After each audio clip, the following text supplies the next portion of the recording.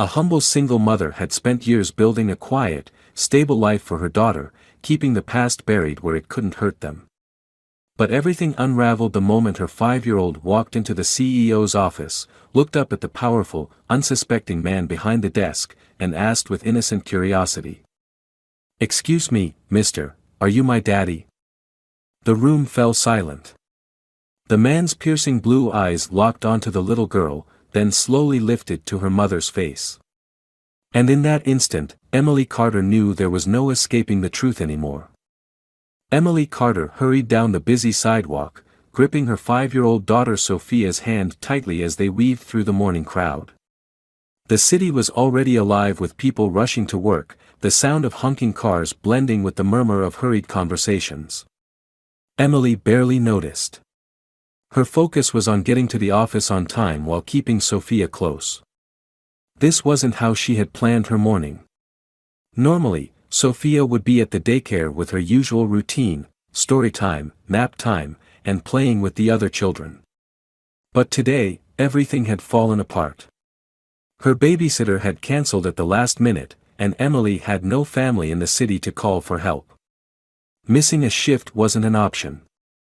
Her paycheck barely covered their rent as it was, and she couldn't afford to risk losing this job. She glanced down at Sophia, who was looking up at the towering office buildings with wide blue eyes. The little girl's dark curls bounced with every step, her small fingers clutching Emily's sleeve. "Mommy, is this where you work?" she asked, her voice filled with curiosity. "Yes, sweetheart," Emily said, forcing a smile. "But you have to be very quiet, okay? You can sit in the break room and color while I finish my work." Sophia nodded eagerly, as if this was an exciting adventure rather than an emergency solution. Emily wished she could see things the way her daughter did, with wide-eyed wonder instead of constant worry. When they arrived at the office building, Emily led Sophia through the employee entrance, avoiding the front lobby where executives and high-level staff walked through. She kept her head down, walking quickly, hoping not to run into anyone important. She knew the rules. Bringing a child to work was frowned upon, but she had no choice. Inside, the familiar scent of coffee and paper filled the air, and the quiet hum of employees typing on their keyboards created the usual background noise. The contrast between this sleek corporate world and the chaos of Emily's personal life was stark. She guided Sophia to the small break room near the janitor's closet, setting her up with a coloring book and a small stuffed bear. "Stay here, okay? I'll be close by," Emily whispered, brushing a strand of hair from her daughter's face. Sophia nodded, already opening the coloring book. Emily hesitated for a moment, her heart aching at the sight of her daughter sitting alone in a room that wasn't meant for her. But she had no other choice. Taking a deep breath, Emily stepped out into the main hallway and grabbed her cleaning supplies. She moved quickly, wiping down desks, emptying trash cans, and straightening chairs. She had done this job for years, learning how to be invisible, how to work efficiently without drawing attention. But today, she would fail at that. Because today, Sophia wasn't going to stay where she was supposed to. And in just a few minutes, Emily's life would change forever. Sophia sat in the break room, her small hands carefully coloring inside the lines of a princess drawing. For the first few minutes, she had been content, humming softly to herself as she focused on filling in the dress with a bright shade of blue. But as time passed, the room grew quieter, and the excitement of being in a new place started to fade. She glanced at the door, her curiosity growing. She had never been to her mother's work before. She had imagined a place filled with stacks of papers, ringing phones, and people in fancy clothes rushing around.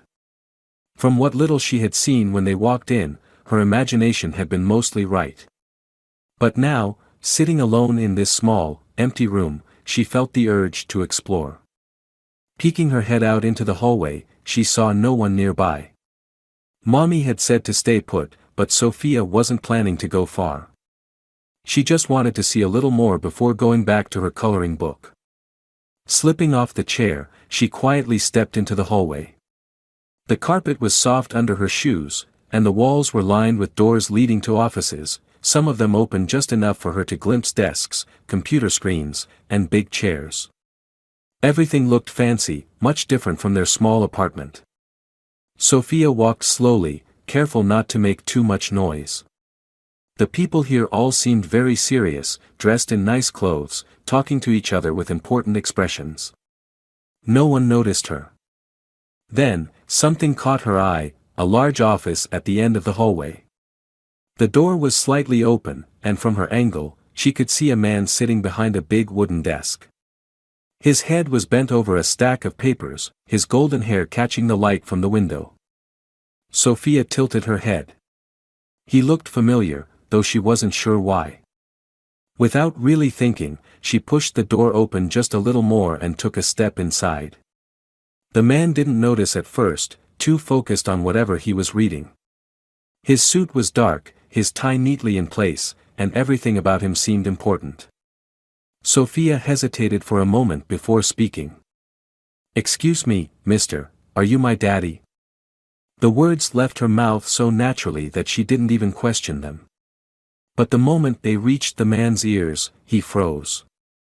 His pen stopped moving, his entire body going rigid.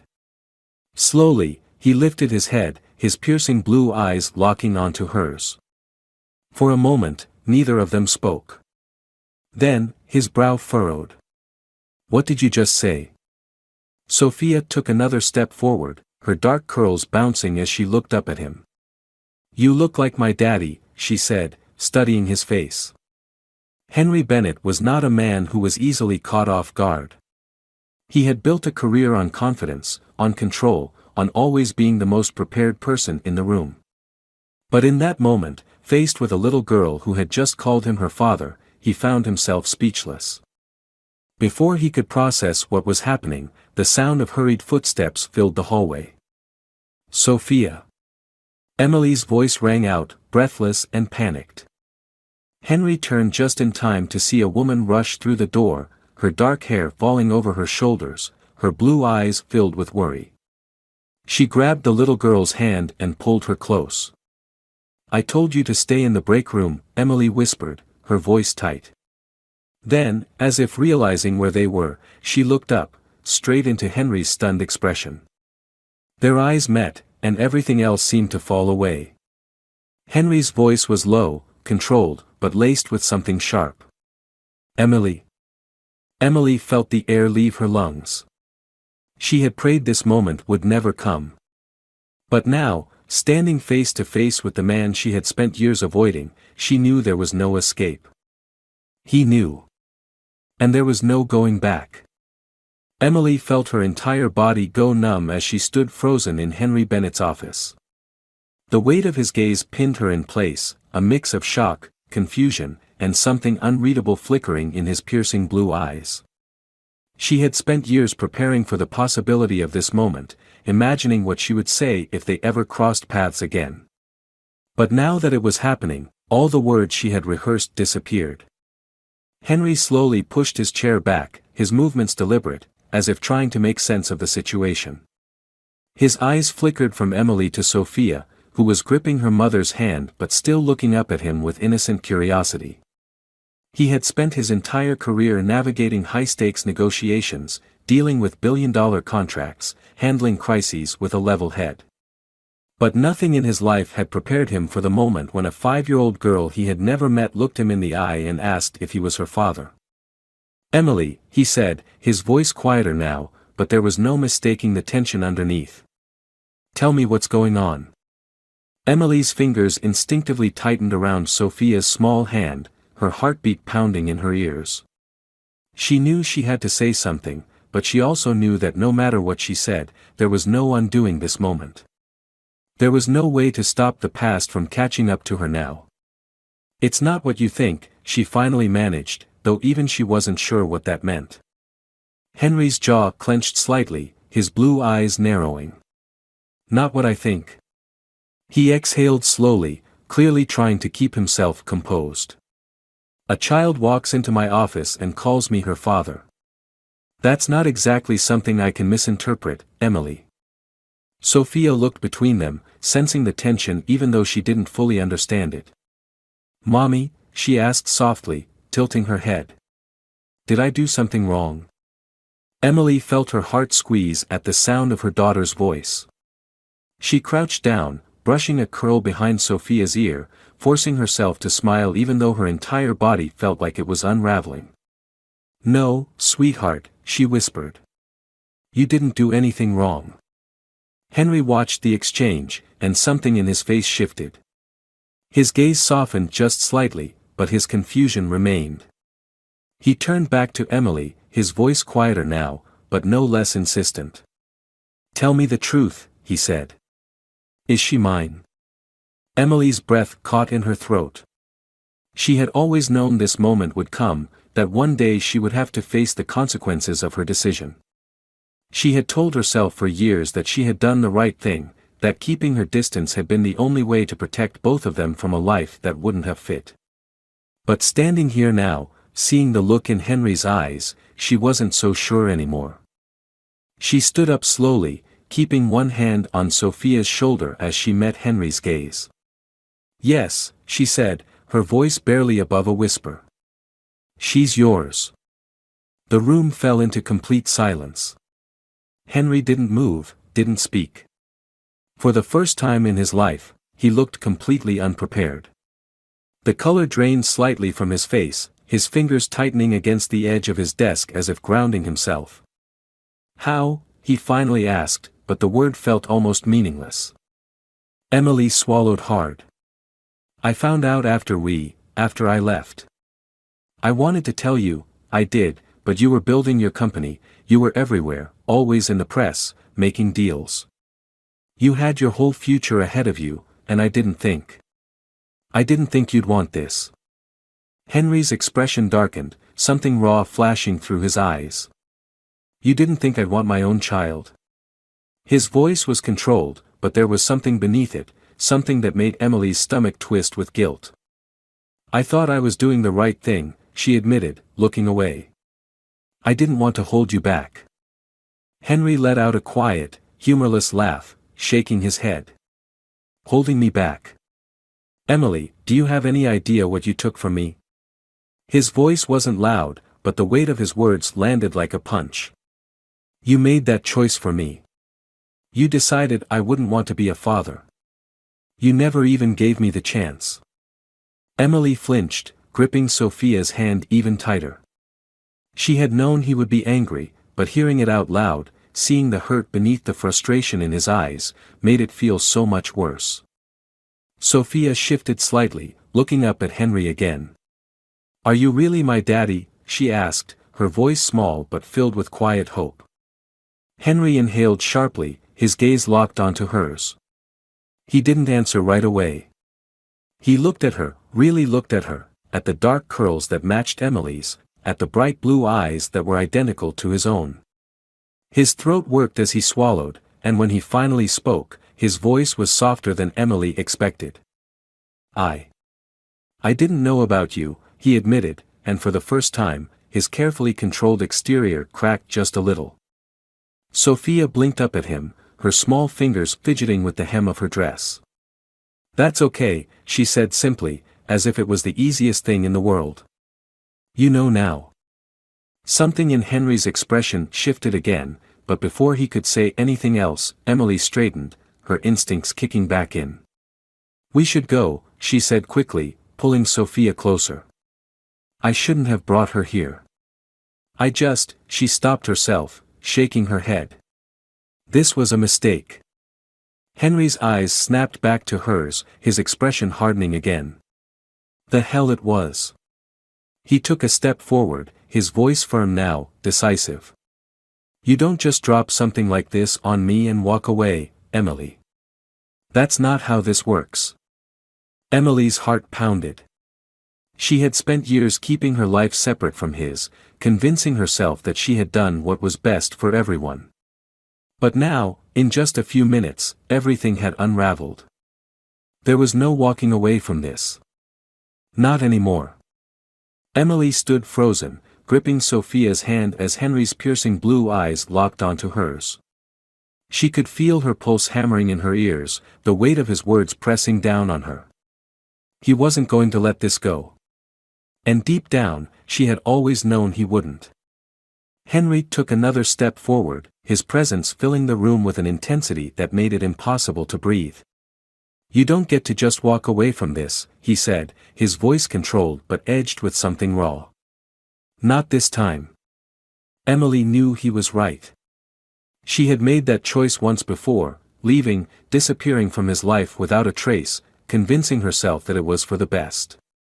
But now, standing here with their daughter between them, she couldn't run anymore.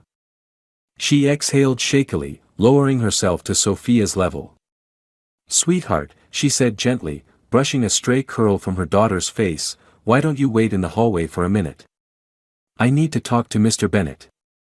Sophia frowned but nodded, clearly sensing the tension in the air. "Okay, Mommy." She turned back to Henry, tilting her head slightly. "Will I see you again?"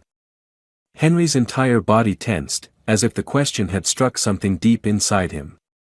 He crouched down, leveling his gaze with hers, and for the first time, the steel in his expression softened.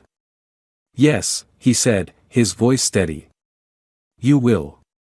Satisfied with his answer, Sophia gave him a small smile before walking toward the door. Emily waited until she was out of earshot before turning back to Henry, forcing herself to stand tall even though she felt anything but strong. He crossed his arms, watching her carefully. "Start talking," he said.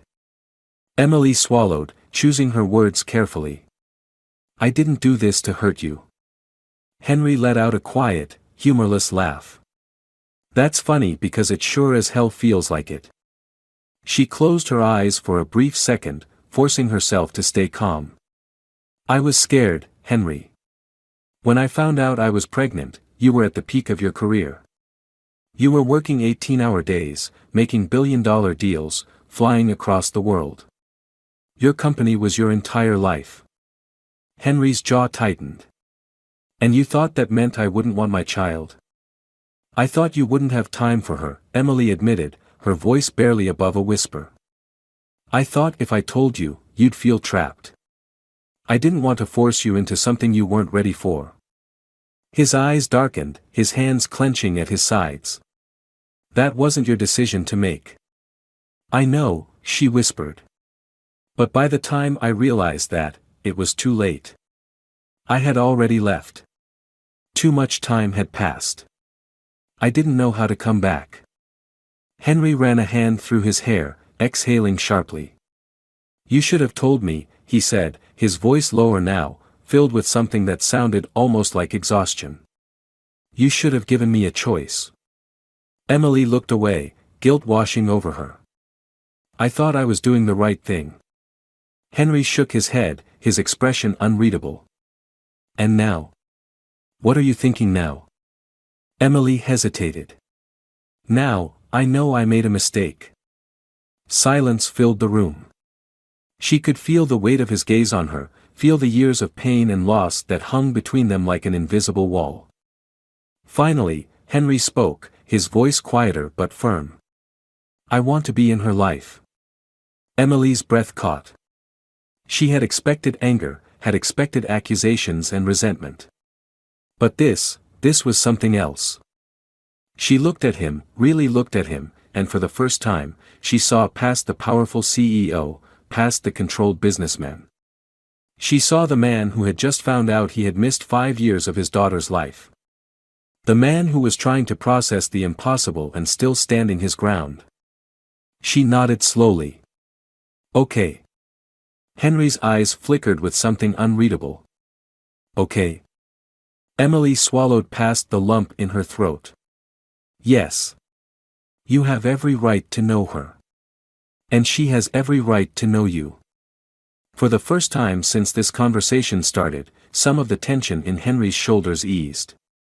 But there was still something guarded in his expression, something that told her this wasn't over. "This isn't just about knowing her, Emily," he said, his voice firm again. "I'm not some visitor in her life. I want to be her father." Emily's stomach twisted. She had spent years protecting Sophia, building a life where she could provide for her daughter alone. The idea of letting Henry into that world, of surrendering even a fraction of that control, terrified her. But looking at him now, she realized that she didn't have a choice.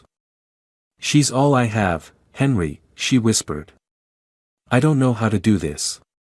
Henry stepped closer, his gaze intense. "Then let's figure it out." Emily exhaled, nodding slowly. For the first time in 5 years, she wasn't standing alone. Emily sat in a small cafe across from the office building, her fingers wrapped around a cup of coffee she hadn't touched. Across from her, Henry sat with his hands clasped together, his piercing blue eyes locked onto hers. The conversation they had started in his office was far from over. She had agreed to let him be part of Sophia's life, but the truth was, she had no idea what that meant. She had spent the last 5 years raising their daughter alone, making every decision by herself. Letting someone else, step into that world felt overwhelming, even if he had every right to be there. Henry's voice was steady, but she could hear the frustration just beneath the surface. "I need to know everything, Emily. I've already missed 5 years. I don't want to miss another second." She let out a slow breath, forcing herself to meet his gaze. "She's smart," she said softly, looking down at her cup. "She loves books. She always wants to know how things work. And she's stubborn." A small smile ghosted across her lips. "That part is definitely from you." Henry exhaled, his expression shifting. "I want to know more than that," he said. "What was her first word? When did she take her first steps? What does she do when she's scared?" Emily swallowed hard. "Her first word was up," she said quietly. "She hated being in her crib, so she'd reach for me and say up over and over until I picked her up." She glanced at Henry, seeing the way his jaw tensed, the way his hands curled slightly on the table. He was thinking about everything he had missed. "She took her first steps at 13 months, she continued. "She fell a lot at first, but she never cried. She just kept trying until she got it right." Henry nodded, absorbing every word like a man trying to memorize something sacred. "And when she's scared?" Emily hesitated. "She doesn't cry much. But when she's really scared, she hides. Under blankets, behind chairs, anywhere small enough to make her feel safe." Henry leaned back slightly, exhaling. "I don't want her to feel like she has to hide from me." Emily's heart clenched. "She won't," she said. "But she needs time. This is all new for her. For both of you." Henry studied her for a long moment before speaking. "I want shared custody." Her breath caught. She had known this was coming, had known that Henry wouldn't settle for being an occasional visitor in Sophia's life. But hearing the words out loud sent a wave of fear through her. "You want to take her from me?" she asked, her voice quieter now. Henry's expression darkened. "I never said that," he said firmly. "But I'm not going to be some distant father who sees her every other weekend. I want to be involved, Emily. I want to take her to school, read her bedtime stories, be there for her when she needs me." Emily looked away, trying to steady her breathing. "I've raised her alone for 5 years.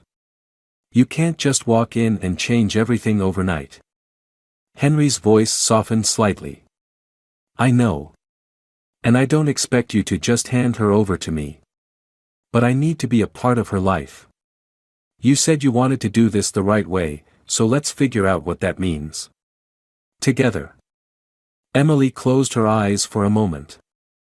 She had spent years believing she was doing the right thing by keeping Henry out of their lives. But sitting here now, watching the way he fought for their daughter, she realized she had been wrong. She looked at him again. "What do you propose?" Henry's lips pressed into a firm line, but there was something determined in his expression. "We start small. You let me spend time with her. We ease her into this. And eventually, we make a plan that works for all of us." Emily hesitated but then nodded. Okay, she said. We'll try. Henry's shoulders relaxed just slightly, but his gaze remained steady. Thank you. Emily let out a slow breath, knowing that nothing about this would be easy. But for the first time in 5 years, she wasn't carrying this weight alone. And maybe, just maybe, that was a good thing. Emily stood outside the small park, gripping Sophia's hand as they waited for Henry to arrive. The evening air was crisp, the scent of freshly cut grass mingling with the laughter of children playing on the swings and slides. Sophia was bouncing on her heels, her excitement evident as she clutched her stuffed bear against her chest. "Mommy, do you think he'll like me?" she asked, tilting her head up to look at Emily with wide blue eyes. Emily felt her heart squeeze. She crouched down, brushing a stray curl from Sophia's forehead. "Sweetheart, of course, he'll like you," she said softly. "He already does." Sophia bit her lip, nodding, but Emily could see the small flicker of uncertainty in her daughter's expression. As much as Sophia was curious about Henry, she was also nervous. And Emily couldn't blame her. This was all happening so fast. A black luxury car pulled up near the entrance of the park, and Emily straightened, her pulse quickening as Henry stepped out. He was dressed more casually than usual, dark jeans and a fitted navy sweater instead of his usual suit. He looked different like this, less like the powerful CEO she had once known and more like a man trying to figure out his place in something new. Henry's eyes immediately found Sophia, and for a moment, he just stood there, taking her in. Then, with careful steps, he approached. "Hi, Sophia," he said, his voice softer than Emily had ever heard it. Sophia hesitated for only a second before offering a small smile. "Hi." There was a moment of silence, a delicate tension hanging in the air, and then Henry crouched down, meeting Sophia at her level. "Your mom told me you like books," he said, pulling something from his jacket pocket. "I thought you might like this." He held out a small, hardcover book, its cover decorated with colorful illustrations of animals and fairy tale characters. Sophia's eyes lit up. She reached out, taking it carefully, her fingers running over the cover. "I love books," she said, a hint of excitement in her voice. Henry smiled, relief flickering across his face. "Then maybe you can tell me which ones are your favorite sometime." Sophia nodded, flipping through the pages as if testing the feel of them in her hands.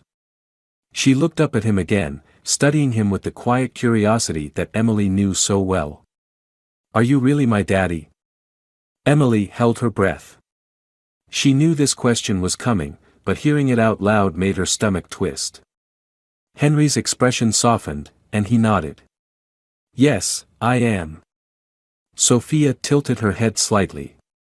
"How come I didn't meet you before?" Henry exhaled slowly, glancing at Emily before looking back at his daughter. "Because I didn't know about you," he admitted. "But I do now. And I don't want to miss anything else." Sophia seemed to consider this for a long moment. Then, with the simple trust that only a child could have, she reached out and took his hand. "Okay." Emily swallowed the lump in her throat as Henry blinked, clearly caught off guard by the small gesture. He looked at their joined hands as if trying to memorize the moment, as if trying to process the fact that, in the span of a few seconds, his daughter had accepted him. Henry stood up, his hand still holding Sophia's. He looked at Emily then, something unspoken passing between them. They had a long way to go, and nothing about this would be easy. But in that moment, standing in the soft glow of the setting sun, watching Henry and Sophia together, Emily knew they had taken the first real step forward. "Do you want to go play?" Henry asked Sophia, nodding toward the playground. Sophia grinned and nodded eagerly. "Yes." Henry let out a small laugh, and together, they walked toward the swings, Sophia still holding his hand. Emily stayed behind for a moment, watching them, feeling something she hadn't expected, hope. Maybe, just maybe, they could figure this out. Together. Emily watched as Sophia ran toward the swings, still holding onto Henry's hand. It was a sight she never expected to see, and yet here they were, her daughter laughing as Henry helped her climb onto the seat, his hand steadying her as if he had been doing this for years. But he hadn't. He had missed everything, her first steps, her first words, the scraped knees and the bedtime stories. And now he was trying to catch up, trying to step into a role he had never prepared for. She sat on a nearby bench, giving them space but unable to take her eyes off them. Henry pushed Sophia gently, his movements careful, as if he was afraid to let go too soon. Sophia giggled, tilting her head back as the wind rushed past her face. The sound of it made something tighten in Emily's chest. Henry glanced over at her, and their eyes met for a brief second before he turned his attention back to Sophia. He was different like this, less guarded, less composed. There was something raw in the way he watched his daughter, something almost vulnerable. After a few minutes, Sophia slowed the swing, dragging her feet against the ground before hopping off and running back toward Emily. She climbed onto the bench beside her mother, her cheeks flushed from the cool evening air. "Mommy, can we do this again tomorrow?" she asked, looking up with hopeful eyes. Emily hesitated, feeling Henry's gaze on her, waiting for her answer. She knew how much this moment meant to both of them. She also knew that once she let Henry in, there would be no way to take it back. She brushed a curl behind Sophia's ear and smiled. "We'll see, sweetheart." Sophia beamed, turning back to Henry. "Did you see how high I went?" Henry smiled, nodding. "I did. You're really good at it." Sophia grinned, clearly pleased with herself. "Next time, I want to go even higher." Emily felt the weight of Henry's eyes on her again, and when she looked at him, she saw something that made her heart clench, relief. He wasn't just trying to be in Sophia's life, he was trying to prove that he was staying, that he was serious about being a father. And she realized, in that moment, that she wanted to believe him. They walked back toward the parking lot together, Sophia chattering excitedly about the playground and the other kids she had met. Henry walked beside them, listening, nodding, asking questions.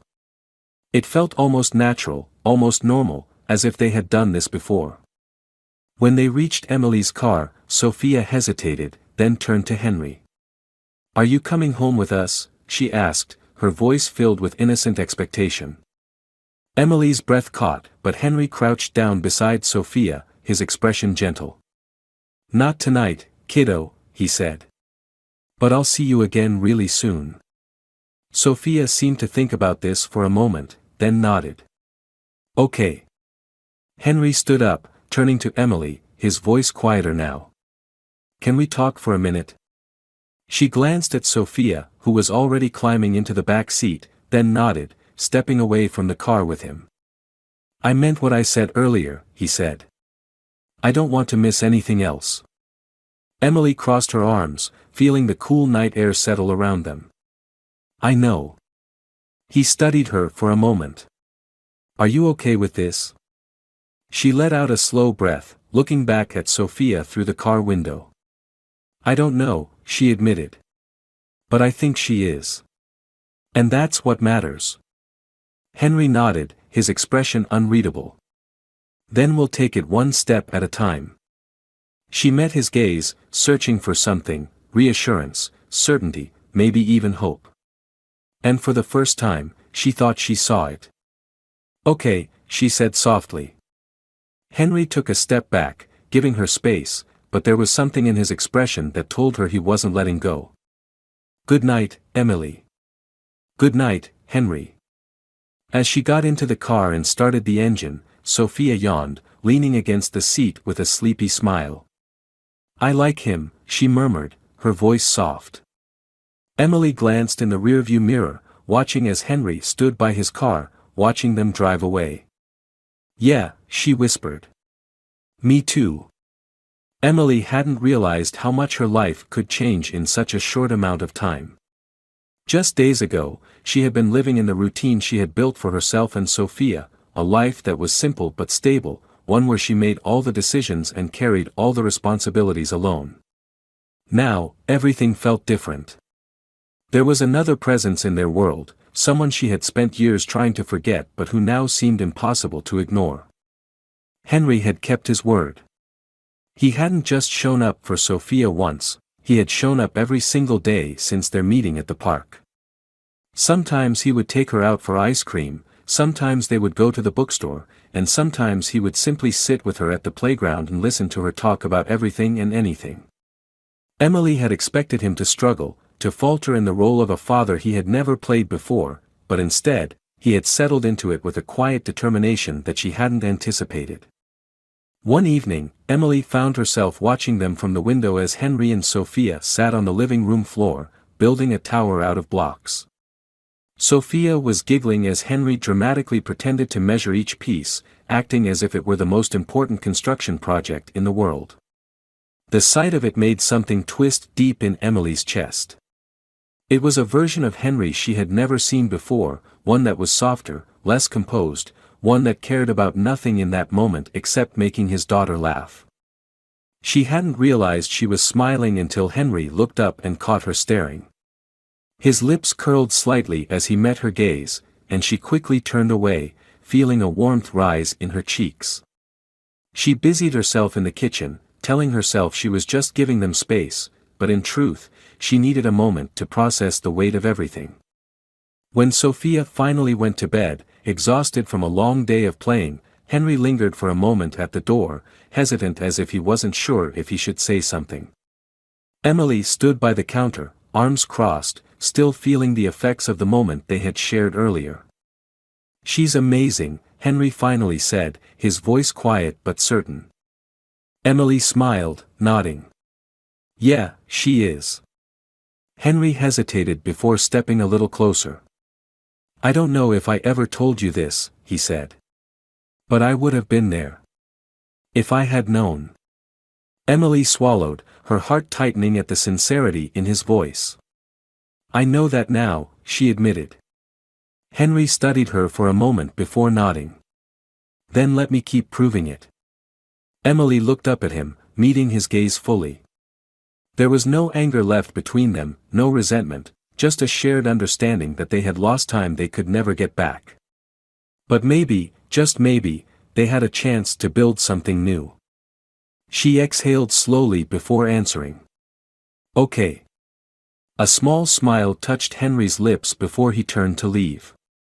As the door closed behind him, Emily let out a breath she hadn't realized she was holding. Things weren't perfect. They had a long way to go. But for the first time in a long time, she wasn't carrying everything alone. And that was enough. The ending of this story isn't just about reconciliation, it's about growth, forgiveness, and the realization that love, whether romantic or parental, isn't about perfection, but persistence.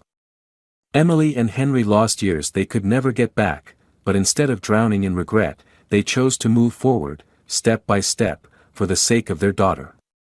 What makes this ending satisfying isn't just that Henry becomes part of Sophia's life, but that he earns that place. He doesn't demand immediate trust or act entitled to fatherhood, he proves himself through actions, not just words. And Emily, who spent so long believing she had to do everything alone, finally learns that letting someone in doesn't mean losing control, it means gaining support. The beauty of this conclusion is in its realism. There's no instant, picture-perfect family, no sudden romantic reunion forced by circumstance. Instead, there's a quiet but powerful understanding that healing takes time and that family is built through effort, not just blood. It leaves the reader with hope, not just for Emily and Henry, but for anyone who has ever wondered if second chances are worth taking. The millionaire CEO was on his way to another empty meeting, until he saw two boys bullying a little girl who had his eyes. Every day at precisely 6 p.m., Alex Carter left his office without a glance back. His staff knew better than to interrupt him after that hour. For Alex, boundaries were sacred, routine was law, and emotions were noise. He had spent the past decade crafting a life of absolute control, tight schedules, spotless reputation, and an emotional range as flat and cold as the concrete he walked across each night. His reputation as a brilliant but ruthless CEO made him a legend in the business world, and he liked it that way. People didn't ask questions. They respected the distance he demanded. That evening, nothing felt different at first. The sky over the city was clear, painted in a dull orange glow as the sun lowered between the buildings. Alex walked briskly toward his car, already reviewing his dinner meeting in his mind. He hated being late, even by seconds. His driver had just opened the back door of the black car when a sharp, high-pitched sound stopped him mid-step. It was a cry, short, broken, unmistakably frightened. Alex's instinct was to ignore it. City streets were noisy. Children cried. It wasn't his concern. But then he heard it again, and something about the tone made him glance across the courtyard toward a small public playground nestled between two buildings. His jaw tensed as he spotted the source of the sound. Two boys, probably 8 or 9 years old, were shoving a younger girl near the swings. She was small, couldn't have been more than 6, and she wasn't crying now, but her body language said everything. Shoulders stiff, fists tight, eyes fierce. She wasn't afraid, she was trying not to be.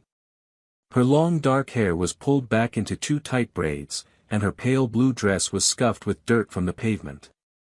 Alex stood frozen, irritated at first, at the noise, the disruption, the fact that he now couldn't unsee it. He glanced around. No adults. No parents rushing in. No one doing anything. He hated complications, especially emotional ones. And yet, his feet moved toward her before he fully understood why. The boys hadn't noticed him until his shadow fell over them. When he spoke, his voice was low, firm, and completely unfamiliar to the children. Enough. One of the boys opened his mouth to argue, but Alex's cold gaze made him think better of it. They backed away, muttering something under their breath, and disappeared behind the fence. The girl didn't flinch. She looked up at him slowly, her bright blue eyes locking with his in complete silence. He stared back, startled by the color. They were his exact shade of blue. For a moment, the rest of the world faded. He crouched down to her level and asked quietly, "Are you hurt?" She shook her head. "No," she said, her voice soft but steady. "They're just mean." Alex stood, unsure what to do. He wasn't good at this. Comforting. Caring. He hadn't spoken to a child longer than 2 minutes in years. Still, something about her stopped him from walking away. She wasn't crying. She wasn't even afraid. But the way she looked at him, like she was waiting for something, for him, made his chest tighten with unfamiliar weight.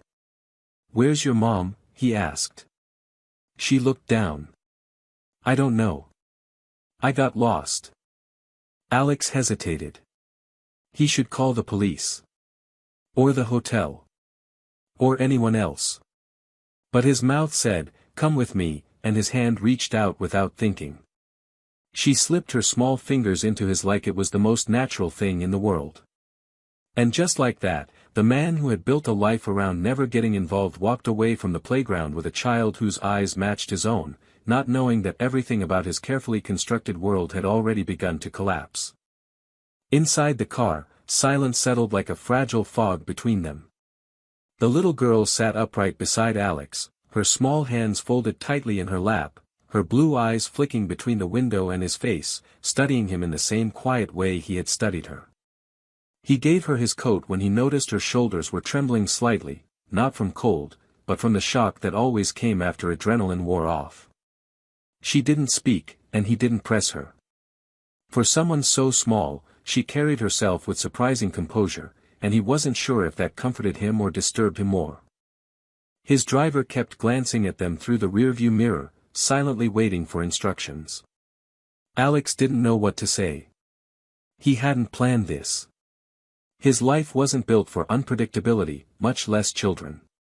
He finally cleared his throat and asked the girl her name. "Maya," she said softly, not looking at him. He nodded slowly. I'm Alex. A beat passed before she added, I know. I've seen you on a billboard. He almost smiled, which surprised him more than her comment. She must have passed by one of his corporate ads, Alex Carter Enterprises, a face built on business, not humanity. She didn't seem impressed, which somehow made him like her even more. He didn't take her to the police station right away. Something stopped him. Maybe it was the way she glanced around every time the car slowed, as if she were searching for something familiar. Maybe it was the fact that she hadn't cried. Or maybe it was those eyes, his eyes, staring back at him through a face that looked nothing like his own and yet stirred something so deep in his chest it frightened him. He found himself asking her if she remembered her address.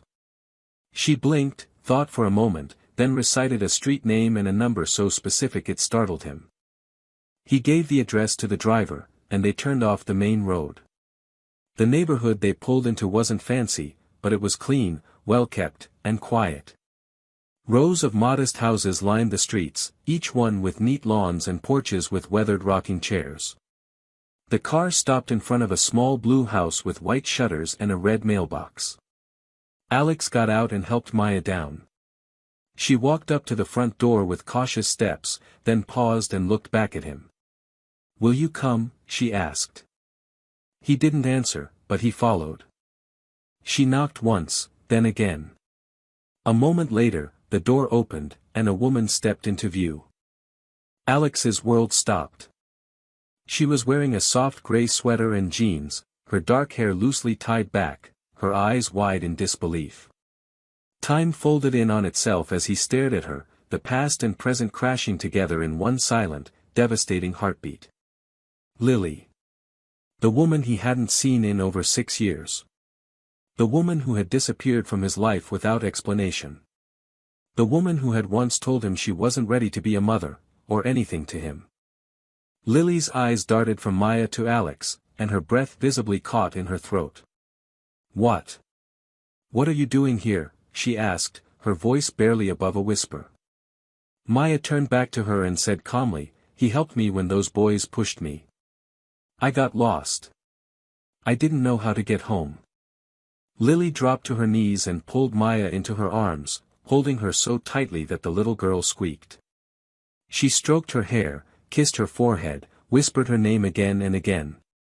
Alex stood motionless, unable to look away. He was staring at a woman who had broken him once, and a child who bore his eyes, and possibly, unknowingly, his blood. When Lily finally looked up at him, her face was pale and her voice trembled. You shouldn't be here. Alex's response came out quieter than he intended. She has my eyes. Lily closed her own and pressed her forehead to Maya's. It's not what you think, she whispered, but she didn't deny it. Alex took a slow step forward. How old is she? Lily didn't answer right away. Her arms tightened around Maya. Then, quietly, she said, 6. And just like that, everything shifted. All the years of silence, all the questions left unanswered, all the reasons he thought she left, it all narrowed down to the little girl now resting her head against her mother's shoulder. He looked at her again and realized, with terrifying clarity, that this wasn't a coincidence. This was fate forcing its way into the one life he had tried so hard to keep clean of chaos. And this time, he wasn't walking away. Lily stood frozen in the doorway with Maya clinging to her side, her arms protectively wrapped around the child as if afraid someone might try to take her away. The second stretched between them, heavy and sharp, as Alex tried to make sense of what he was seeing. The girl, Maya, his daughter, was real, living, breathing, standing right in front of him, and Lily had known it all this time. She looked older, more tired than he remembered, but still achingly familiar. The last time he had seen her, there had been yelling, frustration, unresolved tension.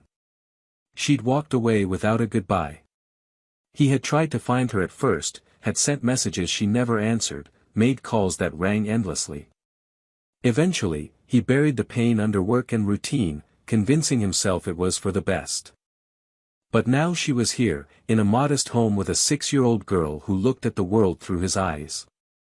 Maya had slipped quietly into the house, as if understanding this moment wasn't meant for her. Lily remained in the doorway, still watching him. She finally moved aside and whispered, "You should come in." Alex entered slowly, trying not to let the storm inside him show. The house smelled like lemon and something warm from the oven. Toys were tucked in corners, books stacked on shelves, a blanket draped over the back of the couch. It felt like a home. It was quiet but lived in, and every small detail stabbed at him. They sat across from each other in the living room, both upright, careful with their posture, like strangers meeting again after too many years and too many secrets. Lily didn't speak immediately. She stared at her hands, then at the floor, then finally at him. "I didn't know how to tell you," she said softly. "You left," he replied, not with anger but with something deeper, betrayal. "I didn't leave to punish you," she said quickly. "I left because I was scared. I was alone. I didn't think you wanted a child." Her voice cracked. "You didn't even want a relationship." Alex's jaw tightened. "That wasn't your decision to make."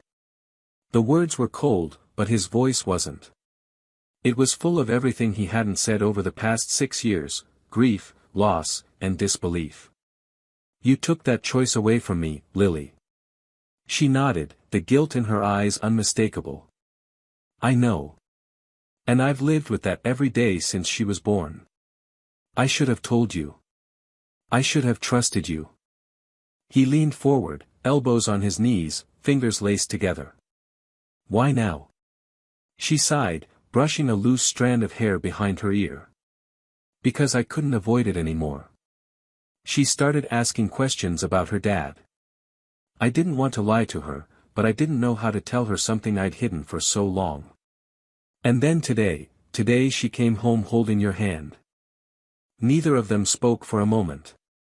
In the hallway, Maya's small voice carried softly as she sang to herself, oblivious to the storm unraveling just one room away. Alex rubbed the back of his neck. "She's incredible. Strong. Smart." He paused. "She deserves to know the truth." Lily looked up at him, and for the first time, there was no fear, just sadness. "And what about you?" she asked. "Do you want to be part of her life?" He stared at her, stunned that she could even ask. "I already am," he said. "I just didn't know it until today."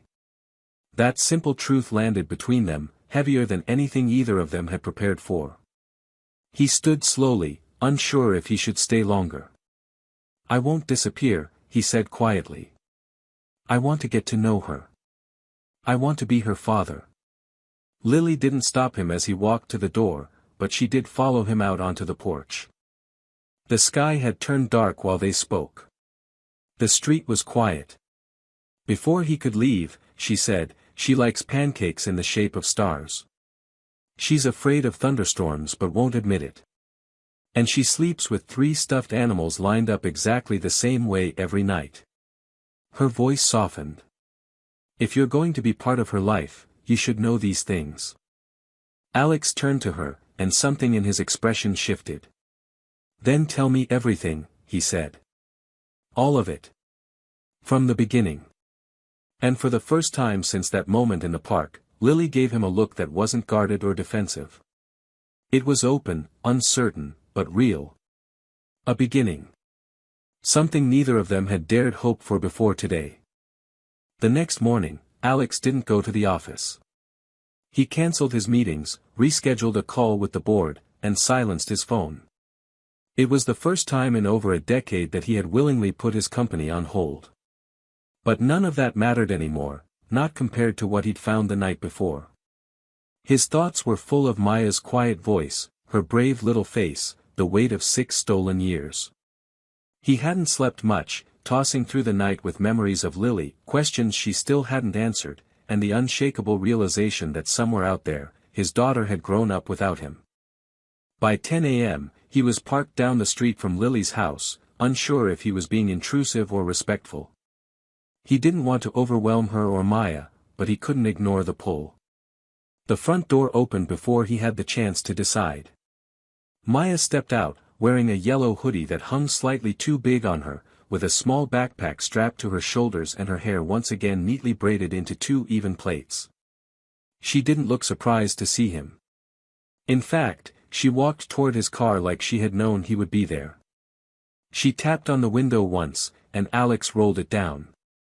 "Mom said you might take me to school," she said plainly, eyes expectant but calm. Alex blinked, then nodded. "I'd like that, if it's okay with you." She opened the door, climbed in, and buckled herself without another word. He stared at her, caught between awe and nerves. She didn't act like a child meeting someone new. She acted like someone who had already made up her mind. They drove in silence for a few blocks before she spoke again. "Do you really work in that big glass building with the fountain?" Alex smiled despite himself. "I do. That building is mine, actually." Her eyes widened slightly, then narrowed with suspicion. "Like, you own it?" "Yes," he said, amused. "Why?" "That's weird," she muttered, turning back to the window. "You don't look like someone who owns buildings." He chuckled quietly, unsure if that was a compliment or a 7-year-old insult. After they arrived at the school, she got out, slung her backpack over one shoulder, and paused before walking away. "Are you picking me up too?" she asked without looking back. "Do you want me to?" Alex asked, his voice quieter. She shrugged. "I don't mind." Then she ran off without waiting for his reply. Back at Lily's house, she was waiting at the kitchen table with 2 mugs of coffee and that same exhausted look in her eyes, the look of someone who had been carrying too much for too long. She gestured for him to sit. "I wasn't sure you'd actually come." "I wasn't sure you'd let me," he replied, and for a moment, neither of them spoke. The air between them was thick with unfinished sentences and memories packed too tightly to unpack all at once. But then Lily did something unexpected. She reached into a drawer and pulled out a small photo album. She placed it in front of him without a word. The cover was worn.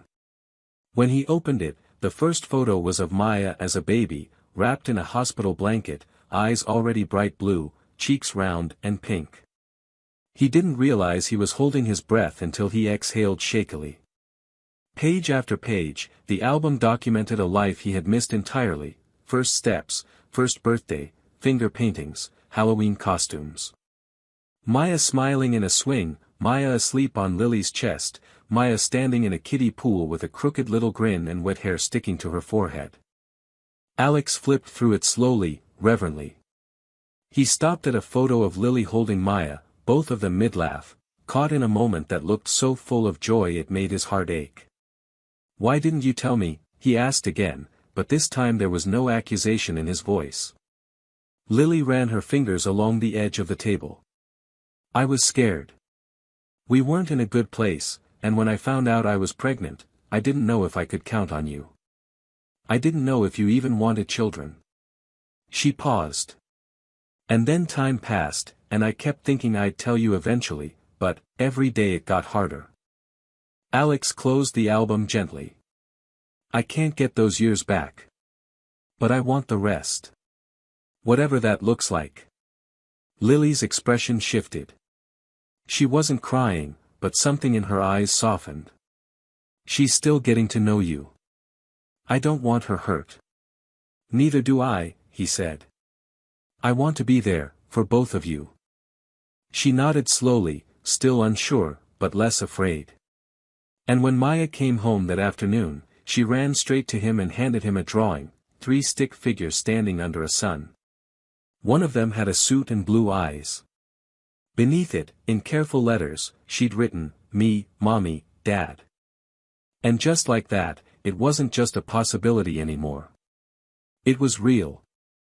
Over the next week, Alex's world began to shift in ways he never anticipated. His routines, once so sacred and untouched, were now constantly interrupted by school schedules, bedtime stories, and questions about why clouds looked like animals or whether fish could have dreams. He found himself checking his phone less for emails and more for updates from Lily about what Maya ate for lunch or if she remembered to bring her art project. What surprised him most wasn't how easily he slipped into a rhythm with them, but how much he wanted to. The idea of stepping back into his previous life, the cold, calculated world of mergers and deadlines, started to feel distant, almost irrelevant. Maya, for her part, remained cautiously curious. She never asked him directly why he hadn't been there before, though the question hung between them like a shadow. Instead, she tested him in small, subtle ways. She handed him broken toys to fix without asking if he knew how. She'd sit beside him during cartoons without saying a word and glance sideways to see if he laughed at the same parts. She'd ask if he knew how to cook pancakes, then pretend to critique his flipping skills. Each moment felt like a trial, a quiet audition for a role he was desperate to earn, even if he couldn't say it aloud. Lily observed all of it from a respectful distance. She didn't interfere, didn't guide him or warn Maya. She just watched, and slowly, he felt her trust begin to return. She wasn't warm toward him, at least not the way she had been years ago, but the walls were lower now. They talked every night after Maya fell asleep. Sometimes about parenting, sometimes about the past, occasionally about nothing at all. One night, he found her asleep on the couch with a book on her chest and her phone still playing a podcast. He covered her with a blanket and sat in the chair beside her, watching the rise and fall of her breathing with a strange sense of peace. On Friday, he picked Maya up from school again. She came running out, her backpack bouncing behind her, and launched into a breathless monologue about how she had been chosen as the class helper for the week. "I get to pass out the milk cartons," she exclaimed, climbing into the back seat. "And next week I might get to be line leader. That's like being the boss, right?" He glanced at her in the mirror, smiling. "It's exactly like being the boss." She grinned back at him, that crooked smile that reminded him so painfully of Lily. When they got home, Lily was already in the kitchen, stirring something on the stove. Maya immediately began pulling papers out of her backpack, showing off her spelling test and a drawing of a castle guarded by what she called emotion dragons. Alex stood in the doorway, watching them. There was something so domestic, so quietly beautiful in the way they moved together. He hadn't realized how much he had missed until he saw it forming right in front of him. Later that evening, after dinner and a shared round of silly charades that left them all breathless with laughter, Maya was brushing her teeth when she called out through the bathroom door. "Dad, can you read tonight?" The word hit him like a soft shock. He froze in place, toothbrush in hand. Lily looked up from the dishes, her eyes widening slightly. Neither of them moved for a second. Then Alex slowly stepped toward the bathroom and answered, "Yeah. I'd like that." That night, he read her favorite book twice. The first time she listened carefully, her head resting on his arm. The second time, her eyes closed midway through, and by the end, her breathing was slow and even. He watched her for a long time before turning off the lamp and stepping out of the room. Lily was waiting in the hallway, arms crossed, her expression unreadable. "She called you Dad," she said quietly. "I know," he replied, still stunned. "She doesn't use that word lightly." "I won't take it lightly," he said. They stood there for another moment, then Lily gave a small nod. It wasn't forgiveness, not yet. But it was something close. A beginning. And for Alex, that was more than enough. The following days passed in a blur of ordinary moments that suddenly felt extraordinary. Alex began to learn the pace of Maya's world.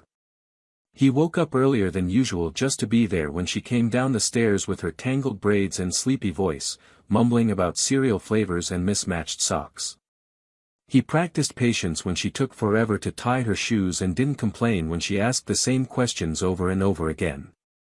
He even started carrying a small box of crayons and stickers in his briefcase just in case she wanted to draw in his office during those afternoons when Lily had errands or work.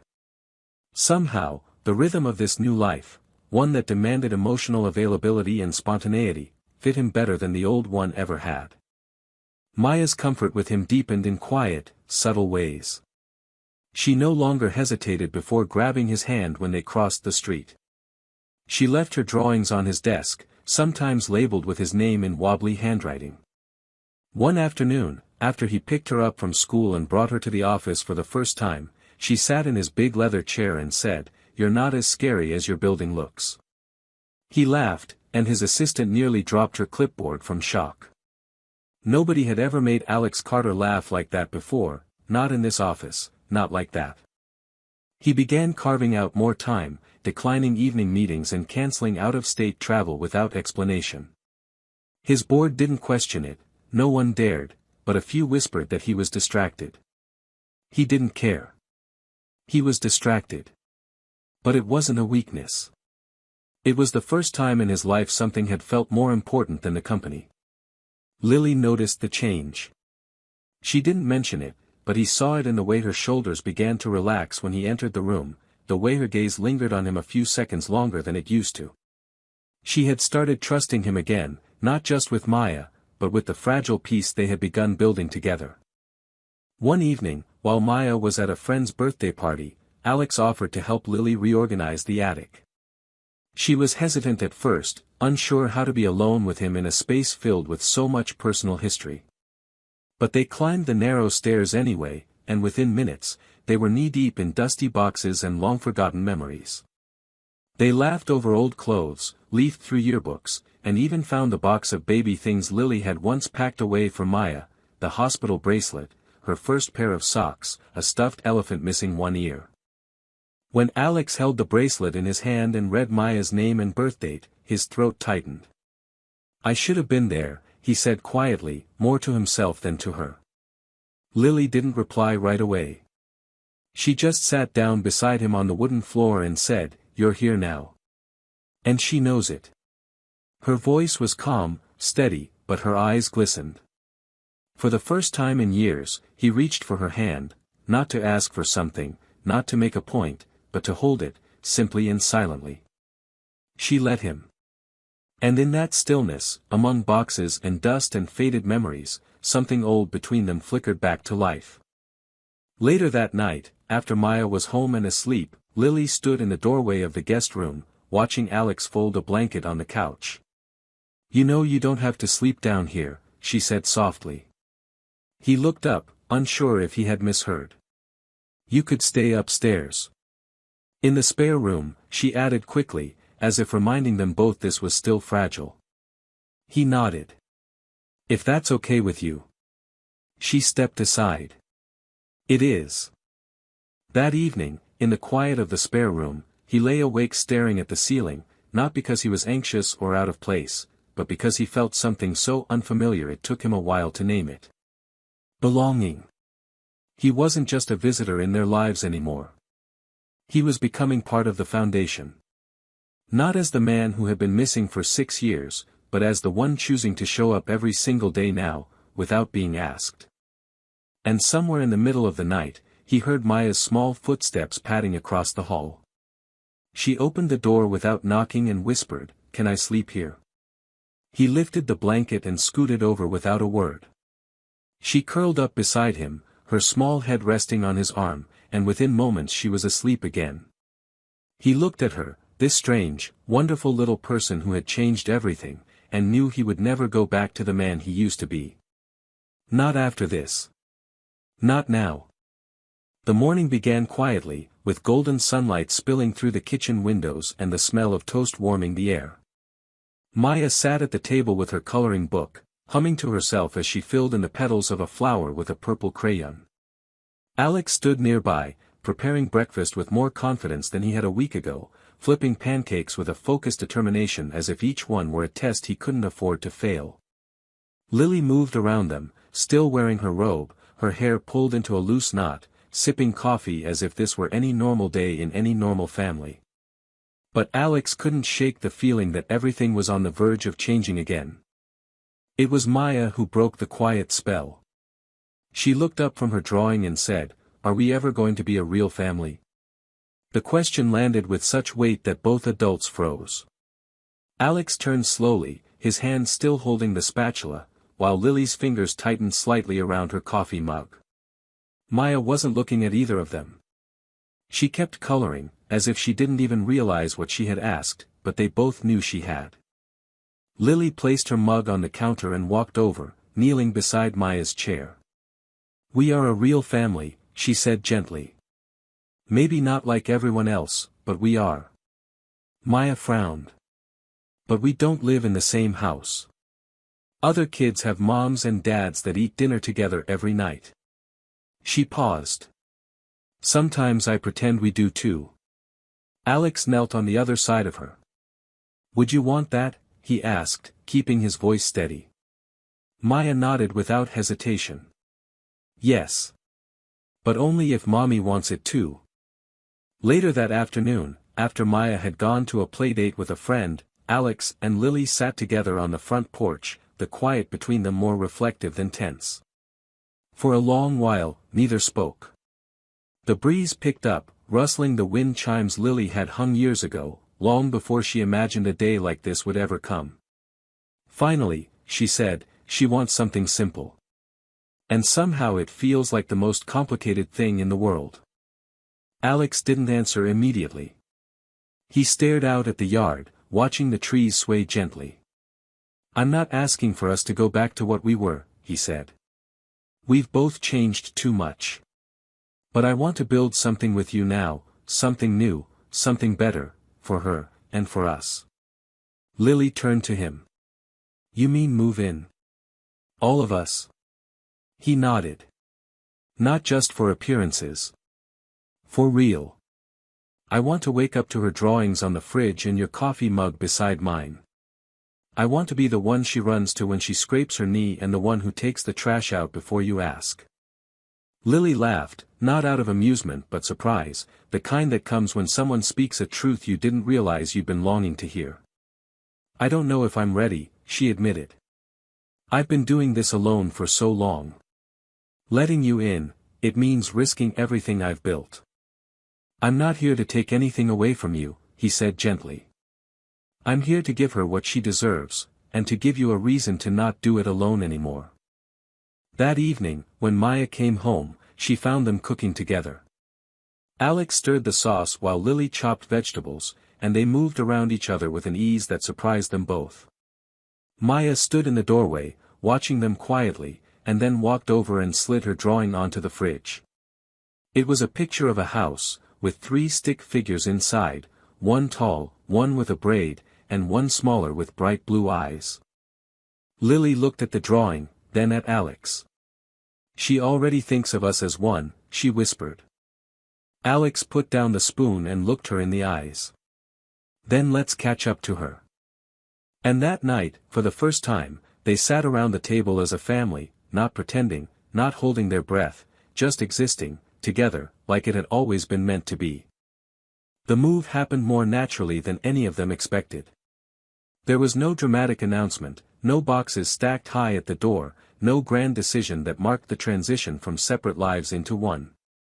Instead, it was in the quiet things, Alex gradually spending more nights at Lily's house than his own, Maya placing his toothbrush next to hers without asking, Lily beginning to refer to the spare bedroom as, your room, instead of, the guest room. Over a few weeks, the change settled over them like warm sunlight, steady and undeniable, and soon it felt strange to remember that it had ever been different.